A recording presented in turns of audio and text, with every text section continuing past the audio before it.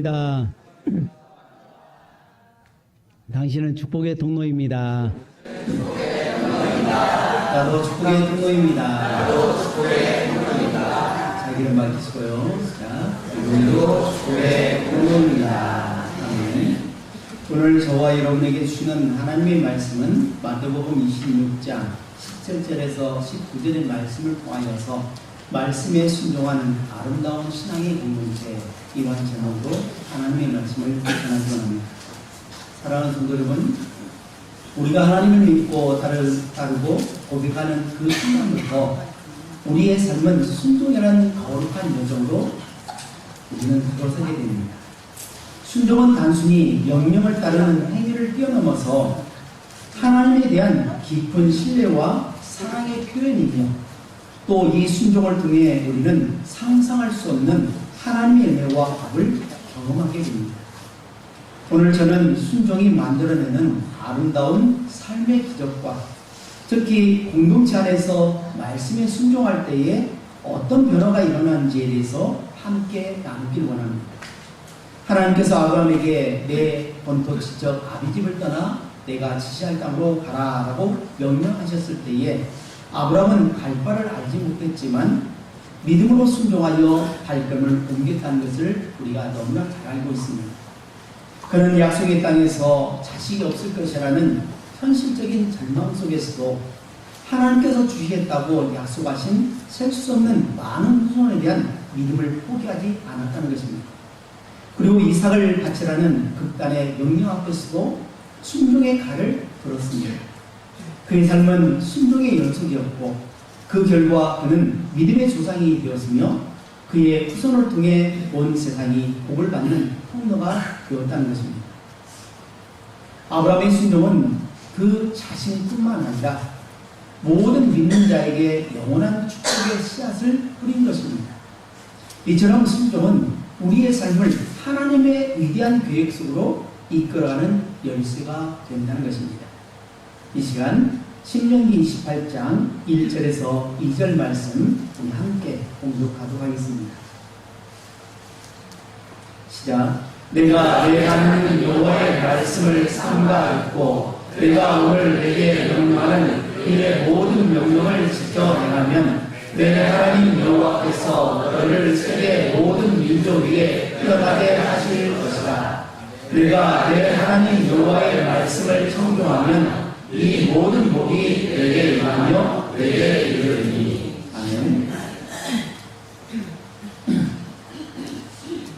하나님의 명령을 삼가 듣고 지켜 행하는 그 행위가 곧 복을 받는 전제 조건임을 명확하게 말씀하십니다. 삼가 듣는다는 것은 단순히 귀로 듣는 것을 뛰어넘어서 마음으로 새기고 깊이 묵상하면서 또 그 뜻을 헤아리려는 노력적인 적극적인 자세가 필요하다는 것입니다. 그리고 그 말씀을 삶 속에 구체적으로 행할 때에 비로소 하나님의 약속된 복이 현실이 된다는 것입니다. 이 복은 개인적인 영역뿐만 아니라 공동체 번영과 영향력까지 포함한 포괄적인 복이라는 것입니다. 우리는 바쁜 일상 속에서 하나님의 말씀을 듣고 배우는 것에 게으르지 말아야 됩니다. 또한 배운 말씀을 그저 지식으로만 간직하는 것이 아니라 가정과 일터 그리고 교회 공동체 안에서 실제적인 순종으로 옮겨져야 됩니다. 물질적인 복뿐만 아니라 영적인 평안, 그래서 관계의 회복, 그리고 주님 안에서의 참된 자유와 기쁨이 바로 이 순종을 통해 우리에게 임하게 되는 것입니다. 우리 다 같이 요한복음 14장 19절 말씀 함께 읽겠습니다. 시작. 너희가 나를 사랑하면 나의 계명을 지키라. 아멘. 너희가 나를 사랑하면 어떻게 된다고요? 나의 계명을 지킵니다. 부모를 사랑하면 당연히 부모 말씀을 따르게 되죠. 학생이 선생님을 좋아하면 선생님 하는 것을 그대로 따라합니다. 그리고 따라한 것을 통해서 복을 받게 되는 거죠. 예수님께서는 사랑과 순종의 관계를 명확하게 정의하십니다. 우리 입술로 주님을 사랑한다고 고백하면서도 그분의 계명에 순종하지 않는다면 그 사람은 온전하다고 할 수가 없는 것입니다. 참된 사람은 상대방의 뜻을 존중하고 따르는 행동을 나타냅니다. 또 하나님과의 관계에서도 마찬가지입니다. 우리의 순종은 하나님을 향한 가장 진실하고 아름다운 사랑의 고백이 됩니다. 우리는 우리 안에 있는 순종의 마음이 어디에서 비롯됐는지 우리는 성찰해야 됩니다. 억지로 따르는 순종이 아니라 예수님을 향한 뜨거운 사랑과 감사에서 우러나오는 자발적인 순종이야말로 하나님이 기뻐하시는 것이라는 것을 우리는 잊지 말아야 됩니다. 이러한 순종은 우리 각자의 삶을 변화시킬 뿐만 아니라 우리가 속한 공동체 안에 주님이 보시기에 더욱 아름다운 모습으로 세워져 나갈 것입니다.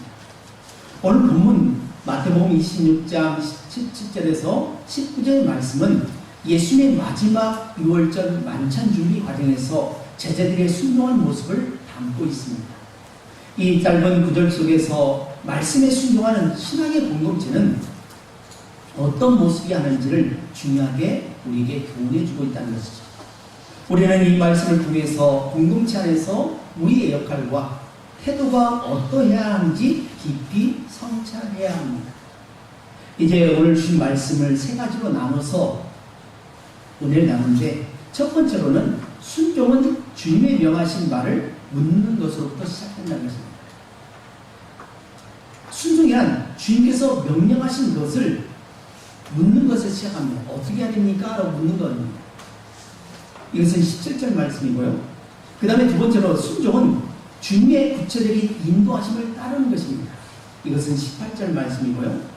세 번째로 순종은 믿음으로 행하여 아름다운 공동체를 이루어가는 열매라는 것입니다. 이것은 19절 말씀입니다. 첫 번째로 순종은 주님의 명하신 말을 묻는 것에서 시작한다는 것입니다. 우리 다 같이 17절 말씀 함께 불구합니다. 자, 무교절의 전날에 제자들이 예수께 나와서 이르되 유월절 음식 잡수실 것을 우리가 어디서 준비하기를 원하시나이까. 아멘. 유월절 식사를 앞두고 제자들이 예수님께 유월절 음식 잡수실 것을 우리가 어디서 준비해야 됩니까? 라고 여쭈어 왔다는 것입니다. 이 질문은 단순한 의문의 제기를 뛰어넘어서 중요한 의미를 내포하고 있습니다. 유월절은 이스라엘 백성에 있어서 애굽 노예 생활에서의 해방과 구원을 기념하는 가장 중요한 절기 중에 하나입니다. 예수님은 바로 이 유월절을 통해서 자신의 희생과 새로운 구원의 언약을 세우려 하십니다. 제자들은 이 절기의 중요성을 인식하고 있고 또 주님의 마지막 유월절 만찬을 정성껏 준비한다는 책임감을 느꼈던 것 같습니다. 제자들은 자신의 생각이나 관습대로 준비하지 않았습니다. 먼저 예수님께 어디서 준비하기를 원하십니까? 라고 여쭈었다는 것입니다. 이것은 주님의 뜻을 먼저 구하고 그 지시에 따르려는 겸손한 순종의 태도를 보여주고 있습니다. 공동체의 모든 사역과 결정에 있어서 가장 먼저 물어야 할 것은 우리가 무엇을 하고 싶은가가 아닙니다. 주님께서 우리에게 무엇을 원하시는가 거기에 초점을 맞춰야 됩니다.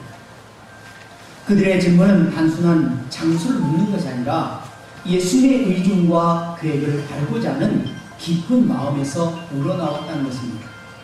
사랑하는 성도 여러분, 우리의 신앙의 공동체 안에서도 주님의 명령하신 말을 묻는 것이 모든 순종의 첫걸음이 되어야 합니다. 믿음의 조상 중에 다윗이라는 사람이 있습니다. 다윗은 언제나 하나님께 듣는 삶을 살았습니다. 블레셋과의 전쟁을 앞두고 있을 때도 어떻게 해야 됩니까? 라고 기도하는 모습을 발견하게 됩니다. 첫 번째 왕이었던 사울은 지난번의 경험을 기초로 하여 자신이 원하는 바대로 행동한 반면에 다윗은 언제나 하나님께 듣고 행동으로 옮겨갔습니다. 사람은 살아가면서 인생의 경험을 통해서 배우게 됩니다. 그 배운 경험이 삶의 원동력이 되어 삶을 개척해 나갑니다. 사실 우리가 오늘이라고 하는 하루를 살아가고 있긴 하지만 단 한 사람도 내일을 살아본 경험이 없습니다. 모든 사람이 처음 오늘을 맞이하고 있는 것입니다. 근데 우리는 어제의 경험을 통해서 오늘을 살고 또 내일을 예측하며 살아가고 있는 것뿐입니다. 그러나 그 예측이 언제나 맞기도 하지만 언제는 맞지 않아서 어려움을 당하고 공경을 당하는 경우가 우리에게 종종 있죠. 그래서 우리는 많은 경험을 했던 사람들의 조언을 듣는 것이 중요합니다. 또 경험했던 사람의 글과 기록들을 통해서 내 삶에 적용하며 살아갑니다. 그래서 많은 경험을 했던 사람들의 삶을 서로 공유하면서 그 공유된 인생의 경험을 나의 경험으로 삶으로 이끌어가고 또 그 경험들이 우리의 삶에 많은 도움을 주기도 합니다. 그래서 성경에도 센 머리 앞에 흰 머리 앞에 겸손하라 라고 있습니다.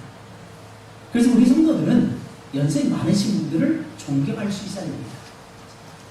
그리고 신앙생활을 오래 하신 분들을 존경하고 그분들의 말씀에 귀를 기울일 필요가 있습니다. 왜냐하면 그분들은 나보다도 훨씬 많은 인생 경험이 있고 많은 실패와 성공의 경험이 있기 때문에 그분들의 말씀을 귀담아 듣는 것도 중요합니다. 여기에 또 더 중요한 것은 나이 많다고 해서 무조건 자기의 주장을 앞세우는 것이 아니라 어린 아이에게도 배워야 됩니다. 그래서 공자님은 이런 말씀하신 바가 있습니다. 길가에 세 사람이 행인이 지나가면 그 중에 한 사람은 나의 스승이다 라고 하는 그 말씀을 하신 바가 있죠. 그래서 우리는 누구에게서든지 배우려고 해야 됩니다. 목사도 성도님께 아이들에게 배우려고 해야 되고 성도님들도 여러 사람을 통해서 배울 수 있어야 됩니다. 심지어는 예수 안 믿는 사람을 통해서도 배울 수 있어야 됩니다. 그래서 우리는 항상 상대방을 존중하는 마음이 필요하고 상대방의 말을 들을 수 있는 경청하는 마음이 필요합니다. 중요한 것은 그 모든 사람의 경험과 행동보다도 더 귀한 것은 하나님의 살아계신 말씀이라는 겁니다. 우리 하나님은 언제나 오늘이나 어제나 살아계신 하나님이시며 우리 하나님은 언제나 오늘이나 내일이 우리에게 존재하지만 하나님은 매번 지금 현재를 살고 있는 우리의 주인이시라는 것을 잊지 말아야 됩니다. 우리는 가끔 어렸을 때 이제 비가 오려고 하면 개미들이 줄여서 이렇게 행차한 것을 봅니다. 그래서 우리는 소풍 간다고 하죠. 이사 간다고 하죠. 그러면 짓궂어 가지 못하냐 거기다 돌멩이를 얹어놓거나 아니면 일부러 막대기 가지고 막 휘어잡기도 합니다. 그래서 그 대열을 흐트러 놓으려고. 근데 거기 보면 첫 번째 가는 개미와 마지막 개미는 그리고 중간에 가는 개미는 자기가 지금 어디로 가는지 잘 모릅니다. 근데 우리는 어떻게 합니까? 앞에와 중간과 뒤를 다 보고 있죠. 우리의 인생이 개미와 같다면 하나님은 우리의 과거도 보고 계시고 현재도 보고 계시고 미래도 다 보고 계신 살아계신 하나님이라는 것을 우리는 잊지 말아야 됩니다. 그래서 하나님을 만남이 우리에게 복이고 하나님의 말씀이 들음이 우리에게 축복임을 깨달아야 합니다. 세상 가장 귀한 것은 우리가 예수님을 만난 것이고 우리가 예수님을 나의 구주 나의 하나님으로 모시면서 신앙 고백을 했다는 것이 가장 큰 축복이라는 것을 잊지 말아야 됩니다. 그러기에 공동체의 중요한 결정을 앞두고 또는 개인의 삶의 방향을 정할 때에 우리는 먼저 무릎을 꿇고 기도하며 하나님의 뜻을 구해야 합니다. 말씀 묵상을 통해서 하나님께서 우리에게 주는 그 음성에 대해서 귀를 기울이고 그 말씀의 원리 앞에서 판단해야 합니다. 주님의 음성은 언제나 가장 안전하고 완전한 길을 제시한다는 것을 우리는 잊지 말아야 합니다. 우리의 경험이나 지혜를 앞세우기보다는 하나님의 말씀을 우선적으로 두는 공동체가 바로 주님이 기뻐하시는 공동체라는 겁니다. 그러기에 오늘 이 시대에도 다윗을 위대한 사람으로 칭송하게 된 것은 그가 바로 하나님을 만났고 하나님의 말씀에 순종하여 복을 받았기 때문에 그렇습니다. 한갓 가난한 목동에 불과했던 그가 하나님의 은혜로 이스라엘의 두 번째 왕으로 기름 부음 받았습니다. 수많은 환난과 아픔 속에서도 하나님을 떠나지 않았고 하나님의 말씀대로 살다가 전무후무한 이스라엘의 위대한 왕으로 등극하게 되었다는 것이죠.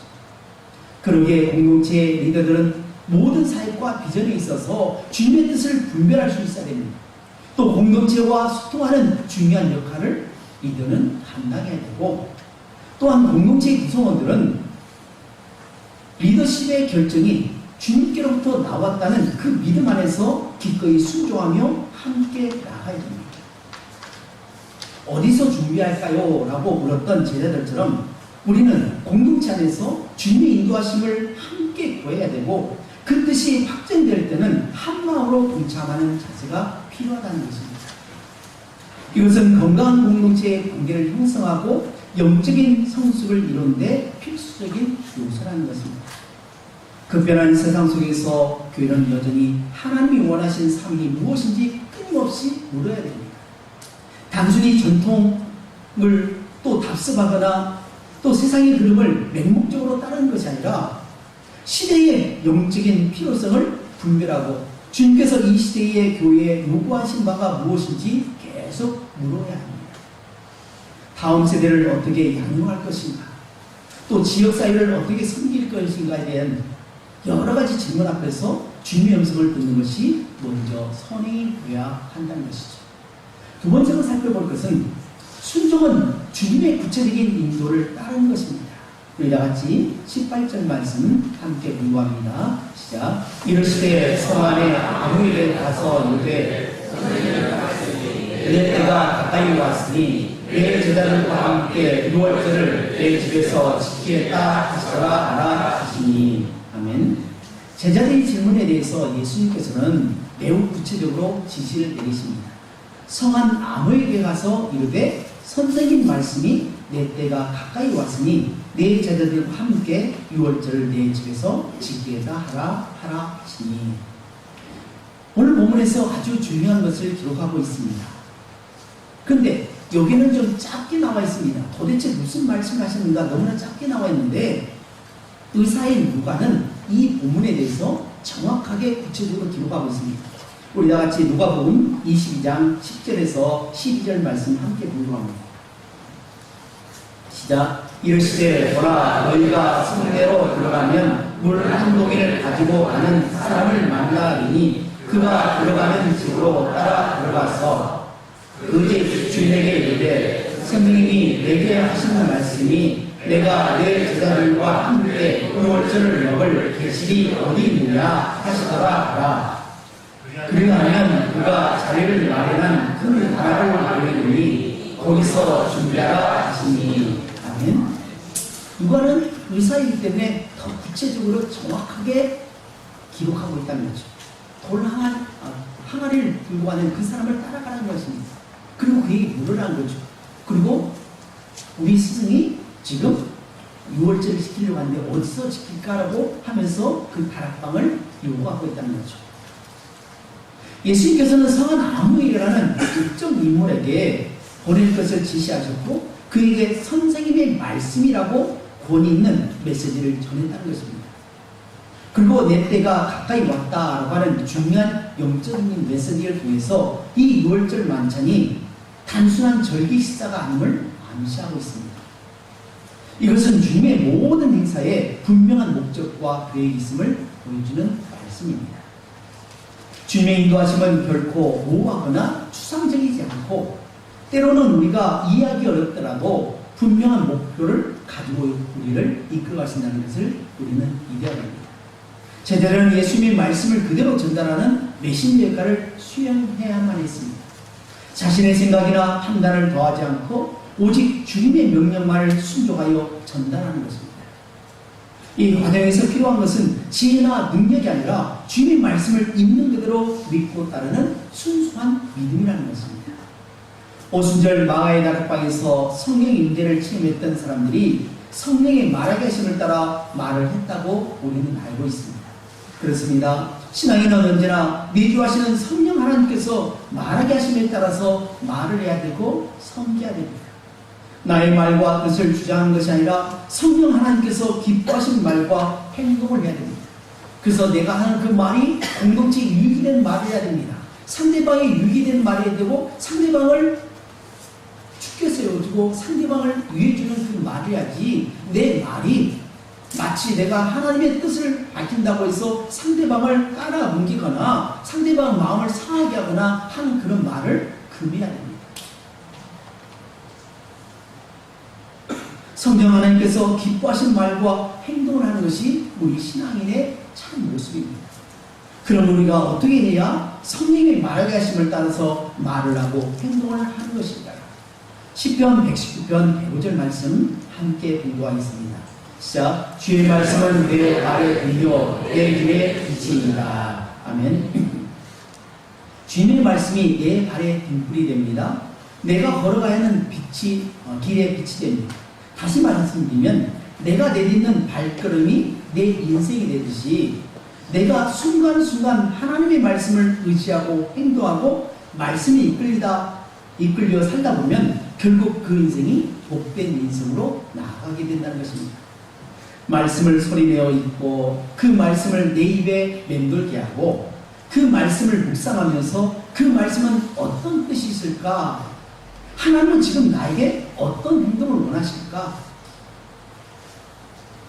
하나님의 뜻은 과연 나에게 어떻게 펼쳐질 것인가? 생각하면서 하루하루를 살아가게 될 때에 우리를 사랑하시는 하나님은 우리를 복된 인생으로 만들어 주신다는 것입니다.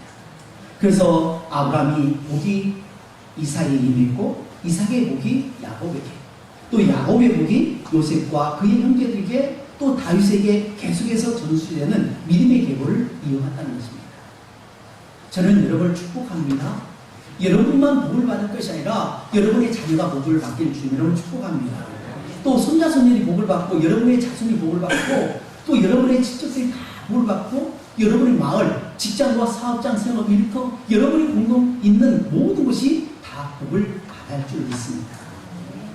사랑하는 성도 여러분, 오늘 우리 동산교회 신앙의 공동체는 주님의 구체적인 인도하심을 신뢰하고 따르는 순종의 공동체가 되어야 됩니다.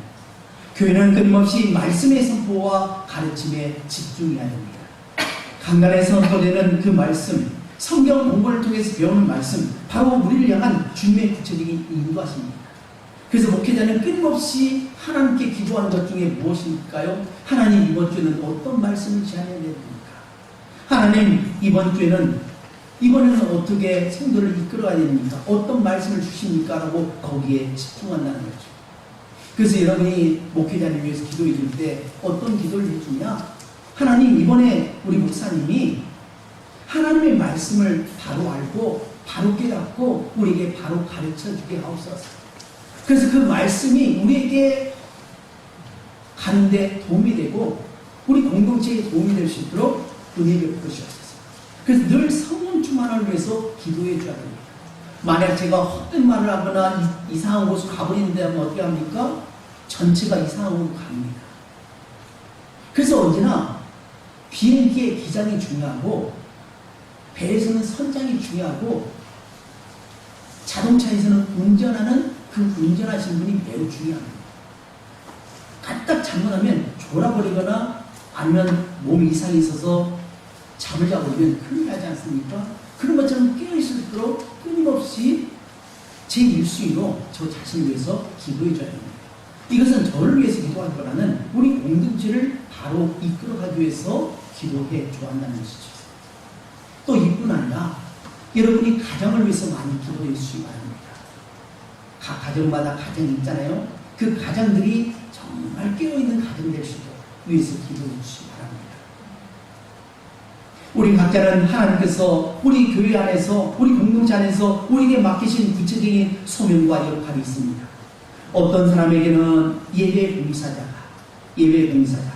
어떤 이에게는 사랑의 나눔이, 어떤 분에게는 다음 세대에 교육하는 사명을 주십니다.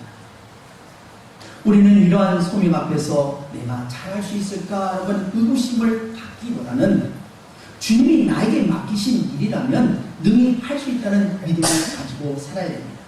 그래서 내게 능력 추진해서 내가 모든 것을 할 수 있다는 그 믿음을 가지고서 우리는 나갈 수 있어야 됩니다. 사랑하는 여러분, 이번 한 주간도 여러분이 사랑하면서 하나님이 나에게 무엇을 원하실까? 이 가정에서 또 이 일을 하면서 하나님은 이것을 통해서 무엇을 원하실까라고 하는 질문을 늘 던지시고, 그래서 그 공동체 안에서 내가 있기 때문에 공동체가 복을 받는 그러한 축복이 있길 주님으로 축복합니다. 세 번째로는 순종은 믿음으로 행하여 아름다운 공동체를 이루는 열매가 된다는 것입니다. 우리 다 같이 19절 말씀 함께 공부합니다. 시작. 제자들이 예수께서 시키신 대로 하여 유월절을 준비하였더라. 아멘. 19절은 오늘 본문의 결론이자 핵심입니다. 제자들이 예수께서 시키신 대로 하여 유월절을 준비하였더라. 이 짧은 구절은 제자들의 온전한 순종의 모습을 가장 명료하게 보여줍니다. 제자들은 예수님의 지시를 받은 후에 망설이거나 주저하지 않고 시킨 대로 곧바로 행동에 옮겼다는 것입니다. 이것은 순종이 단순히 해야 할 일을 아는 것에 그치지 않고 실제로 행하였음을 보여주고 있습니다. 유월절 준비는 결코 단순한 일이 아니었습니다. 유월절은 출애굽 사건과 관련이 되어 있습니다. 이스라엘 백성들은 애굽, 지금의 이집트에 살고 있었고 그들은 노예로 살았습니다. 그런 그들에게 어느 날 모세가 등장하더니 여기를 떠나야 한다는 것입니다. 그리고 예비하러 가야 한다는 것입니다. 그래서 바로 앞에 가서 우리가 사흘 길을 가서 지금 우리가 하나님께 예비하고 돌아올 테니까 우리 좀 내보내달라는 것입니다. 그자 바로가 무슨 뚱딴지 같은 얘기 아니야 하면서 듣지 않습니다. 그래서 어떻게 합니까? 하나님께서는 10가지 재앙을 내린데 마지막 10번째 재앙이 뭐냐? 바로 장자의 죽음의 재앙인데 그날이 바로 6월절입니다. 흠없는 1년 된 어린 양을 잡아서 불에 구워 먹고 급히 허리띠를 뜨고 신을 신고 지팡이를 들고 그래서 발효되지 않는 그런 딱딱한 그 빵을 먹으며 양을 구워 먹으면서 쓴나물과 함께 먹습니다. 그리고 양을 잡아서 문설주와 문방에 피를 바릅니다. 빨갛게 바르잖아요. 옛날에 우리 보면 동짓날이 되면 어떻게 합니까? 파티콜하잖아요. 그럼 어떻게 합니까? 믿지 않는 사람들이 어떻게 합니까? 귀신이 떠나간다고 하잖아요. 그런 것처럼 빨갛게 핏물을 묻힙니다. 그게 지워질까요? 안 지워집니다. 근데 어떠냐? 죽음의 사자가 그 집은 뛰어넘습니다. 많은 집에서 장자, 첫 새끼가 다 죽어가는 반면에 말씀대로 순종한 그들은 살아났다는 것입니다. 이것이 바로 6월절인데 이 6월절을 예수님께서 지키시는데 사실 이 6월절은 어린 양으로 오신 예수님을 예표하는 하나의 예표죠. 예수님 오기 전에 옛날에 행했던 그 행인데 진짜 예수님께서 이제 십자가에 못 박혀 죽으신 거죠. 그래서 예수 그리스도의 보혈의 피를 믿는 자마다 영생을 얻게 됩니다. 여러분 믿으시죠? 우리는 그것을 믿고 삽니다. 말씀에 순종한 것이 바로 열매를 맺는 것인데 바로 제자들이 이렇게 함으로 말미암아 어떻게 하냐? 성만찬의 기초가 됩니다. 그래서 우리가 1년에 3차례 정도 성찬 예식을 하잖아요. 그것은 예수님께서 하셨던 것을 계속해서 기념하는 것입니다. 예수님께서 살아오셨고 또 예수님께서 말씀하신 말을 우리가 늘 마음속에 새기면서 그대로 살아가도록 하기 위해서 우리는 계속 하는 것입니다. 사랑하는 하나님께서 오늘 우리에게도 말씀하고 있습니다. 끊임없이 성경을 통해서 말씀하고 있고 설교를 통해서 말씀하고 있고 우리 삶을 통해서 환경을 통해서 말씀하고 있고 그렇게 어떠냐 우리는 아멘 하고 고백을 하고 고백을 했다면 손과 발을 통해서 행동으로 옮겨야 됩니다. 설령 우리 마음에 거북스러울 때가 있습니다. 내가 꼭 그렇게 해야 할까? 나 지금 하고 싶지 않은데 라고 하는 것이 아니라 내 마음에 이해가 되지 않아요. 하나님께서 우리의 인생 전 인생을 보고 이 과정을 통해서 나에게 복을 주시려고 하니 그 말씀에 순종하고 나아간 것이 바로 우리에게 복입니다. 사랑하는 분, 예수 믿는 것이 최고의 복입니다. 그리고 우리가 하나님의 자녀가 됨을 최고의 복입니다. 그래서 우리는 말씀을 들을 수 있어요. 그래서 어떻게 하냐? 장로교는 말씀의 종교입니다. 설교를 통해서 하나님의 말씀을 선포하기 때문에 그 설교의 자리에 우리가 있는 것입니다. 목회자는 개인의 이야기를 하는 것이 아닙니다. 어떤 특정한 사람을 놓고 그 사람을 집중적으로 고난을 주기 위해서 나무락에서 하는 것이 설교가 아닙니다. 그래서 설교가 아니라 하나님의 말씀을 받아서 그대로 제가 은혜를 받고 받은 것을 가지고 제가 소화를 시켜갖고 여러분이 나눠주면 여러분 각자의 삶을 통해서 여러분은 또 말씀을 받고 그걸 가지고 일주일 동안 승리하며 나가는 기초가 된다는 것이죠. 그리고 우리가 예배드림이 기쁨을 알고 이번 한 주간 여러분에게 어떤 일이 올지라도 어떤 상황이 올지라도 결국 흔들리지 말고 말씀을 붙들고 하나님께 여쭙는 기도를 통해서 또 성도들 간에 서로 으쌰으쌰하면서 서로 교도하면서 행복한 신앙생활 되시길 주님으로 축복합니다. 고맙습니다.